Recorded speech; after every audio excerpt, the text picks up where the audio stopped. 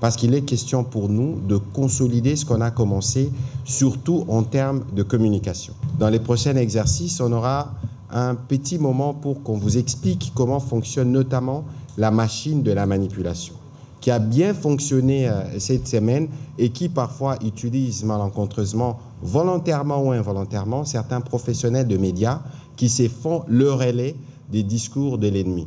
Et donc, si vous nous voyez parler, venir au briefing, on en fera en lingala, pourquoi pas des émissions spécialisées. C'est pour nous assurer que nous faisons notre part en termes de communication de ce qui est fait. La Première ministre, elle nous dit toujours qu'il n'y a pas de baguettes magiques.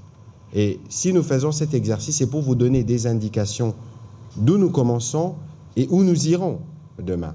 Nous les faisons dans tous les secteurs, y compris dans les secteurs stratégiques de la défense ou des affaires étrangères. Alors, nous savons que nous avons la situation dans l'Est qui est celle qu'elle est et pour laquelle nous tous nous mobilisons. C'est encore ici les lieux de réitérer l'appel que nous vous lançons de manière permanente comme professionnels de médias pour vous assurer que les informations qui sont consommées, que ce soit dans notre twittosphère ou dans notre Facebook, soient des informations potables qui concourent ou qui nous aident tous à relever les défis du pays. Les défis auxquels nous faisons face aujourd'hui, ce n'est pas des défis individuels, ce n'est pas les défis du seul président de la République, ce n'est pas les défis de seuls membres du gouvernement, c'est les défis de nous tous. Et donc, le travail que nous faisons, c'est un travail qui mérite d'être poursuivi, y compris à votre niveau, avec cette pédagogie.